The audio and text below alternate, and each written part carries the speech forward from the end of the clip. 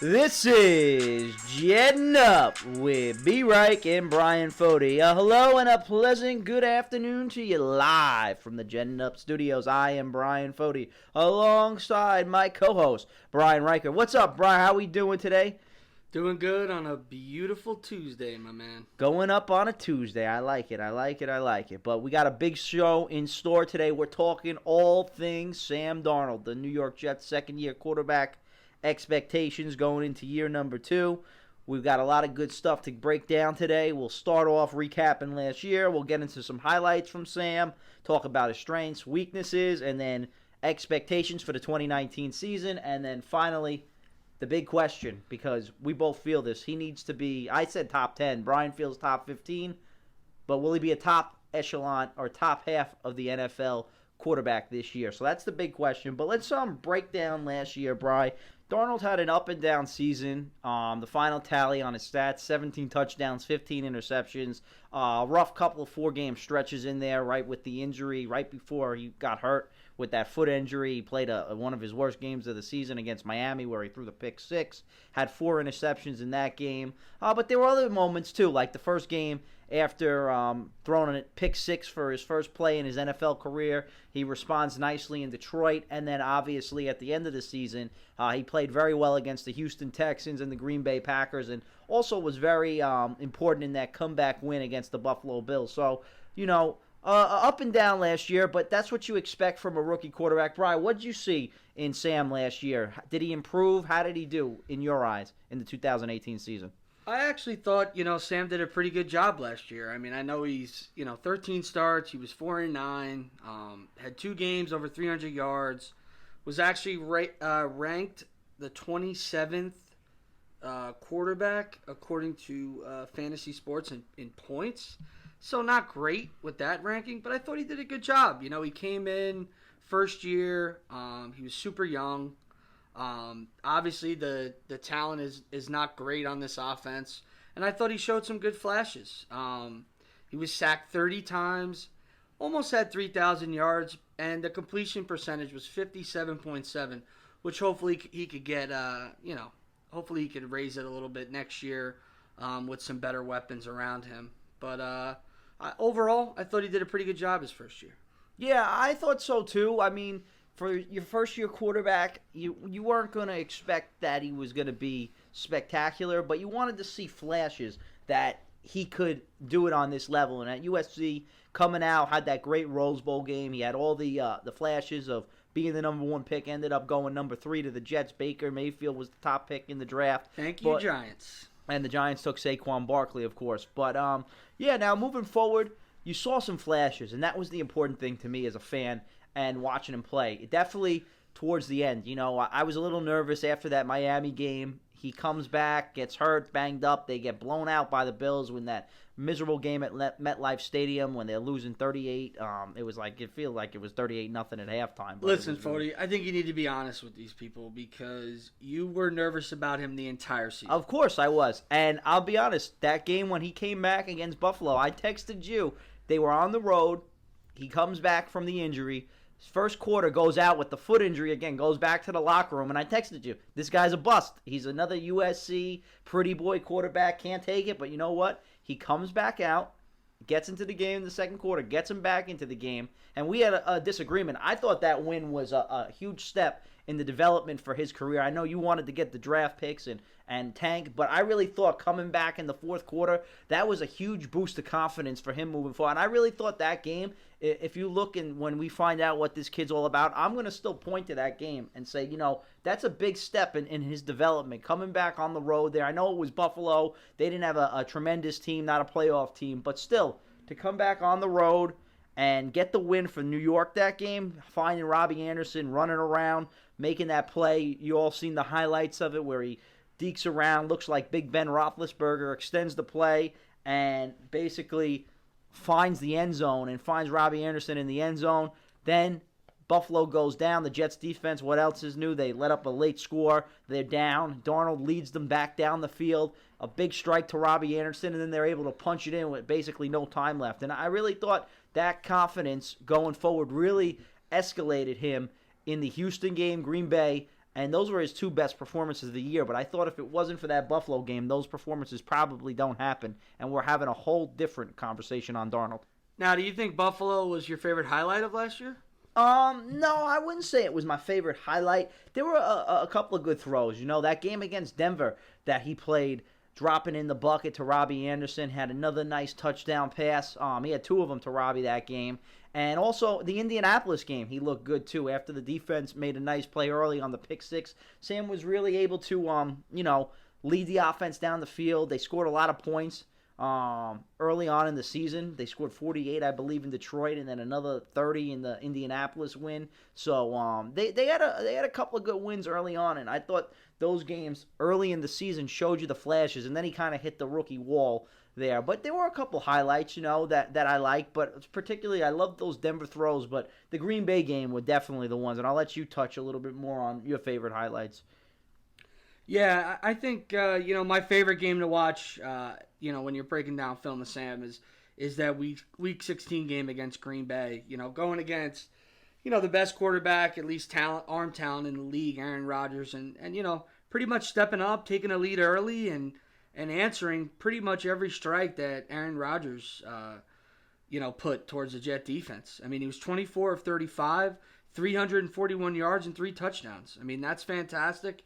You just don't see Jet stat lines like that, and hopefully, Sam can start to get closer to that in this next year. But, you also hit on another highlight game that I really liked. Week 1, I loved his moxie. I love that he threw a pick the first play. The amount of texts I got after that first pick, I mean, it was fantastic.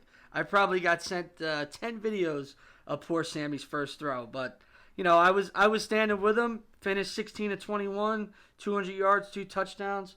Bryan, like you said, 48 points. And, my third game, my third probably favorite highlight, you touched on as well. That Week 6 game against the Colts, he was absolutely terrific.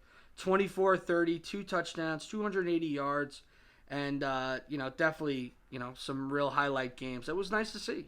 Yeah, and it's a change because the Jets have not had spectacular quarter play in the last decade. Ever. Ever probably. Well, Vinny Testaverde played all right the 1 year. Pennington was good when he was healthy, and Sanchez really never lived up to the expectations for the Jets. They just had really good defenses that year. But you touched on something in that Green Bay game, and another reason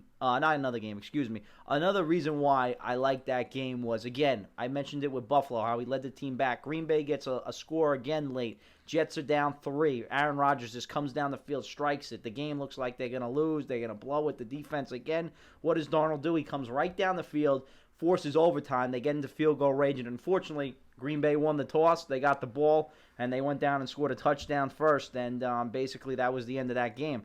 But Sam was able to go, like you said, toe-to-toe with probably the best quarterback, in my opinion, in the NFL, at least talent-wise, in Aaron Rodgers. And that showed me a lot. And then again, the game that you mentioned, the Colt game, I touched on it a little bit earlier too.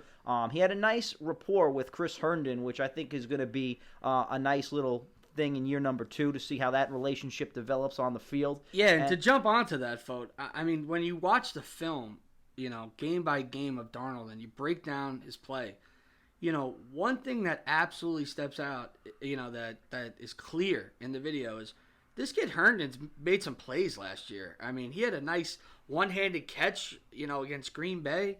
I mean, he made some plays for Sam. Absolutely.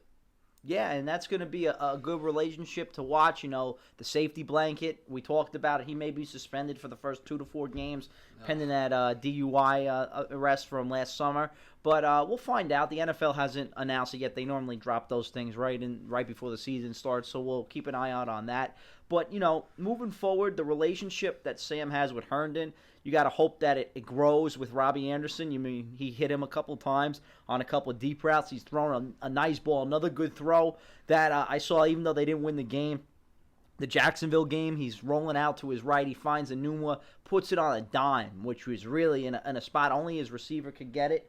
And, he was able to basically, find receivers. The Houston game brings a lot of light to me, where he's rolling out. He's got Herndon again extending the play, and basically he's able to extend plays and find these receivers when they're open. So that's, to me, is a big quality of Sam's, because if you can extend the play, you could cover the play great as the defense. But if the quarterback can extend it and then make the throw, that's going to be something that is going to keep defenses awake at night when they're trying to prepare for this New York Jet team. And especially adding Le'Veon Bell this year, I think that gives him another option in the receiving game, where you could line Bell up as a wide receiver. He's a mismatch on a linebacker. If he's under pressure, he could check down. So I think with the weapons they've given him this year, I think he has more than enough talent around him to be successful in year number 2. But again, it's going to be on the offensive line blocking. But not to just say that all the strengths for Sam, it was not all well and great. He had some weaknesses too, and let's transition to a little bit of some of his weaknesses. Do you have anything else left to add, B, before we go to the weaknesses? Yeah, I mean, just some strengths. I mean, he pretty much hit everything. You know, the main reason I like Sam is that he's a really good athlete. He's definitely got an IQ. He's got some toughness.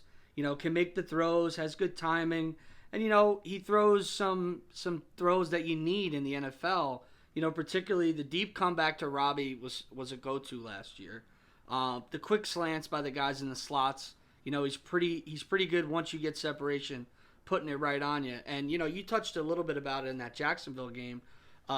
He's fantastic in the play action because he's such a good athlete. So, you know, those are my strengths on Sam. And you know, as we move to the weaknesses, one thing we got to talk about is he's got to be better on first and second down. Yeah.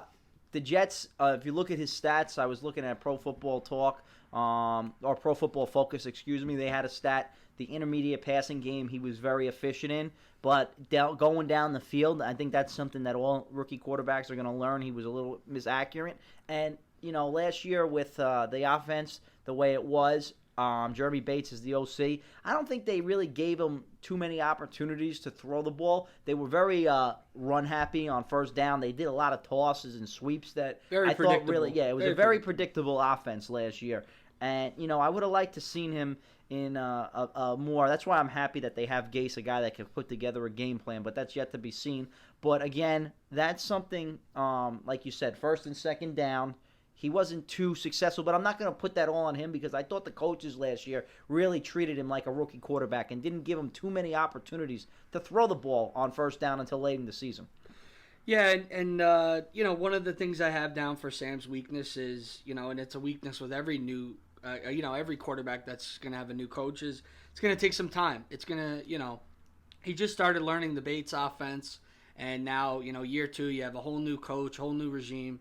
So, you know, it's going to take some time to, you know, just develop that you know, rapport with your receivers and know the routes and figure out the new way that, you know, Gase wants to maximize these guys.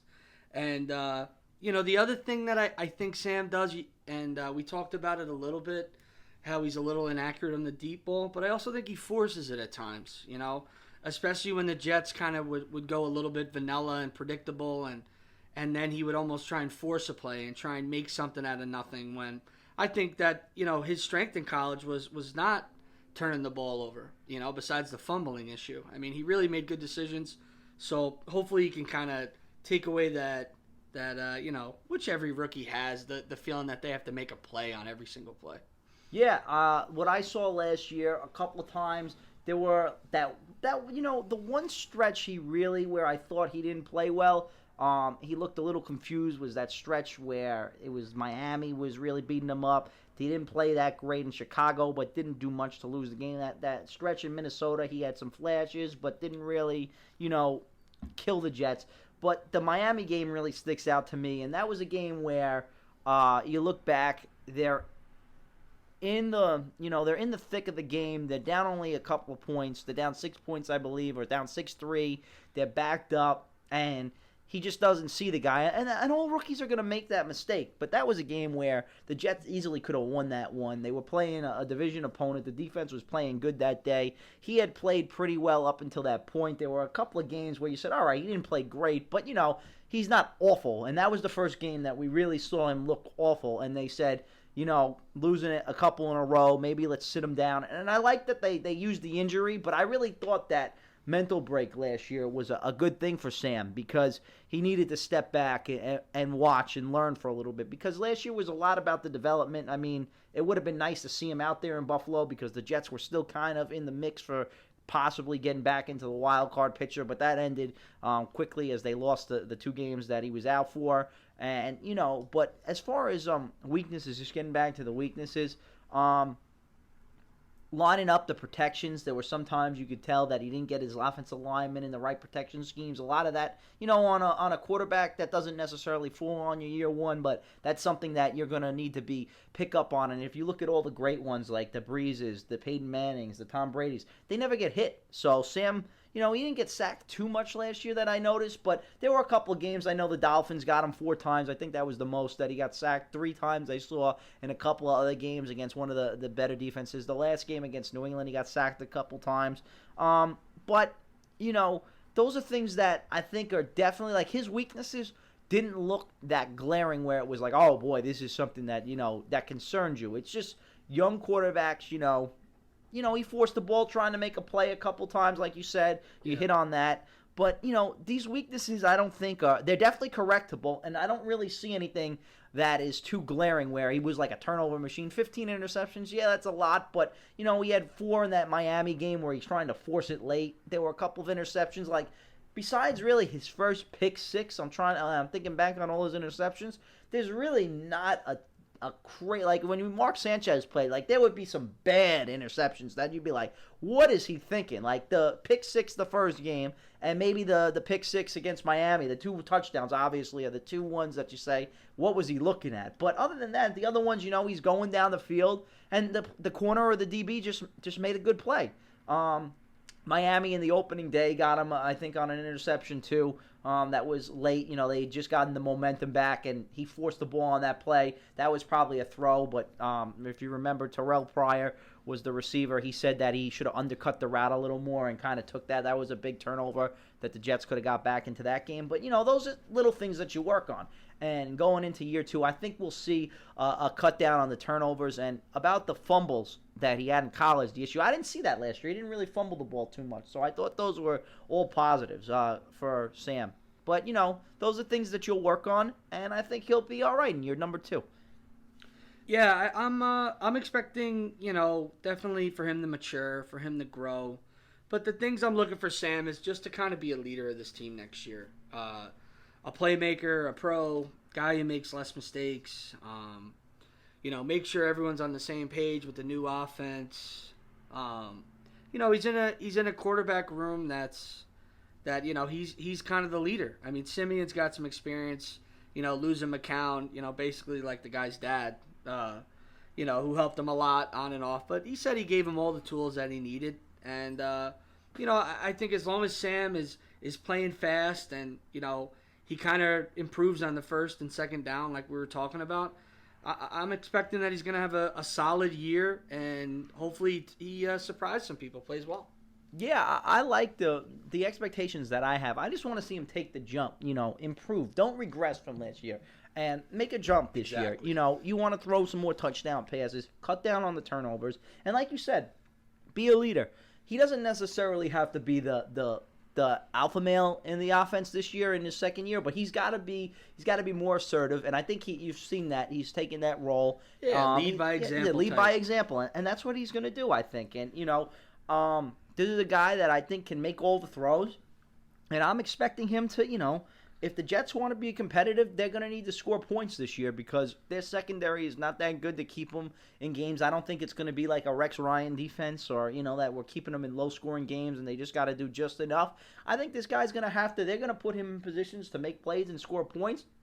And I would like to see him, try to throw 25, 28 touchdowns this year and get his confidence up. I hope the coaches, put him in good positions to do that. And that's an expectation that I want to see. I want to see at least 25 touchdown passes this year from me. I want to see him. Agree. I want to see him cut down on his turnovers. I want to see him make good decisions with the football. Of course, you're going to have interceptions, and of course, you're going to force some things late if you're losing. But, I don't want to see the bad mistake. You can have 1 or 2 of them in a season, but I don't want to see every game, 3 or 4, where it's going to cost you ball games. You don't want him, if they're going to lose, let it be because the defense, didn't stop somebody, or Le'Veon Bell fumbled the ball, or someone else. Don't let it be they had it in the red zone, 1st and goal at the 10, going in for a score, up a touchdown, and he throws a pick that gets the team back in the game, and then they get all the momentum. You don't want to see that. Yeah, so, we want him to be, reliable, a leader, and just a guy that Jets can count on week in and week out to just be a positive for this team. And that's what I think he's going to be. Yeah, me too. I think this guy, I'm buying in. After that Buffalo game, I know I was down on him, and I'll probably have some ups and downs because if you guys, I know I'm going to get some text. Oh yeah, definitely. But I could be a negative Debbie Downer, but I really do feel I bought the jersey for Christmas last year. Of course, they changed the uniforms the next year, but I got the retro now, they call it, so it should be good. But going forward this year, I'm excited to see what Sam is going to do, because that's that's the savior of the franchise, and the Jets haven't won since Super Bowl III. Going to come up on 50 years.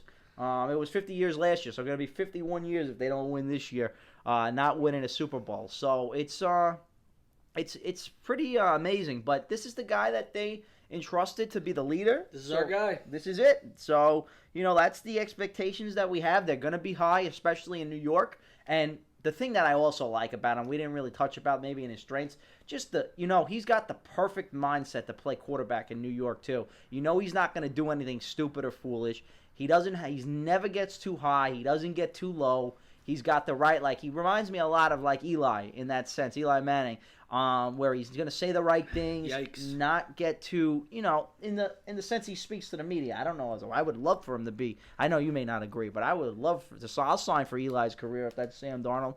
2 Super Bowls and 2 Super Bowl MVPs. I'll sign on the line right now. But I think that he's going to be your leader. He's going to go out there. He's not going to make any dumb mistakes.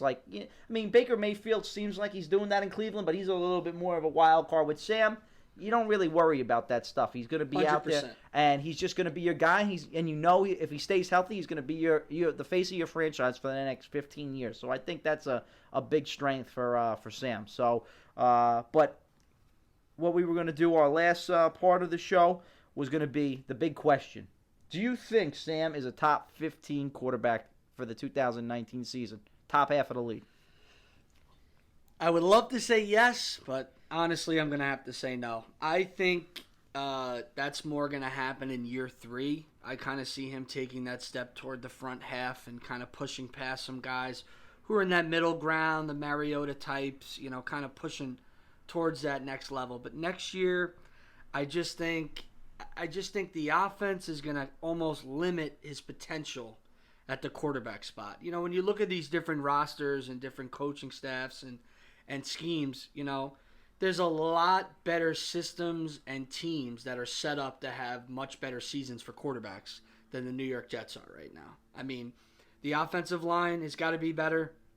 The wide receivers are all kind of wild cards. A lot of people think they're all Bs.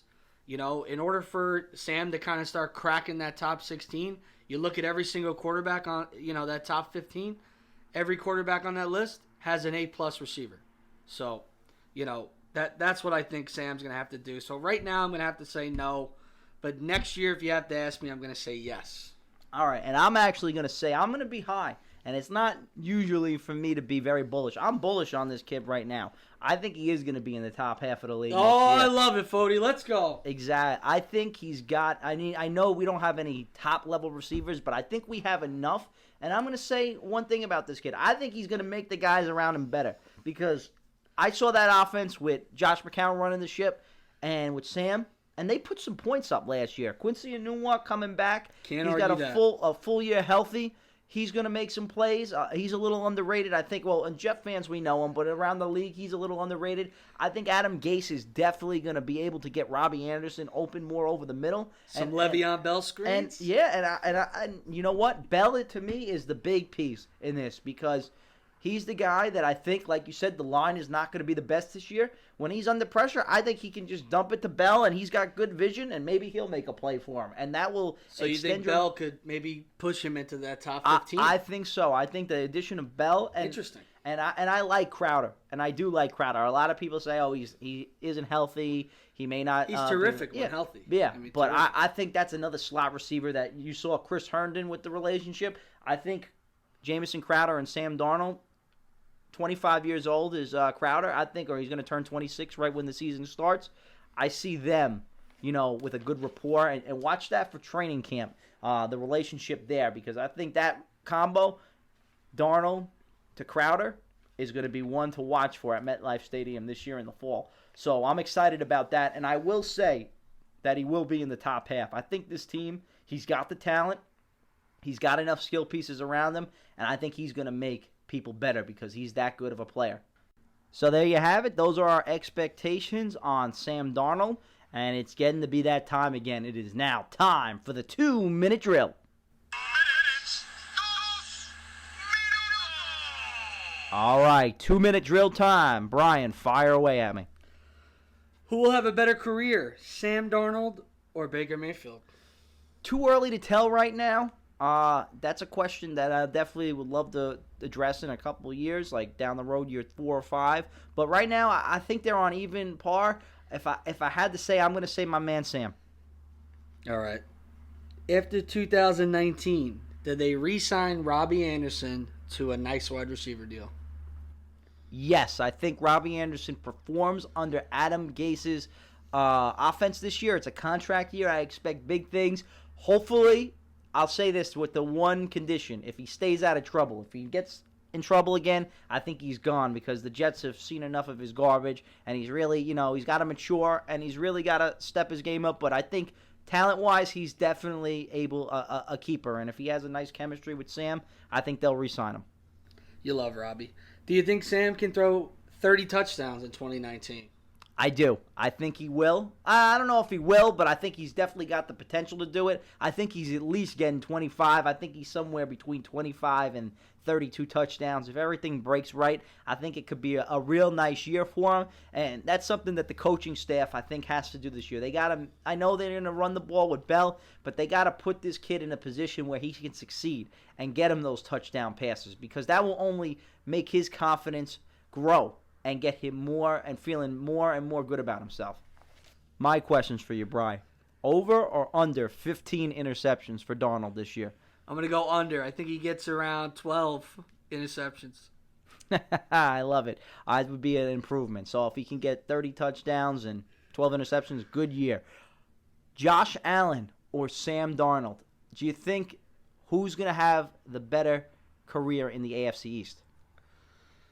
It's a great question. I love Allen. But I'm going to go with Sam. I think Sam has a better career. I think he has a better franchise, is going in a better direction. I'm going to go with Sam. Will Sam Darnold go 4-2 in the AFC East this year for a Jets divisional record? Yes. Book it. There you have it. That is a 2-minute drill. I like it. So we're high on the Jets division record this year. That would be a nice improvement. That's what we'd be looking for Sam. I think this is a guy, again, that going forward is going to be our savior, the guy that we need to do well. And, of course, you want to see him take those steps in year number 2. But that's about all the time that we have today. For my man B-Reich, I'm Bryan Foti.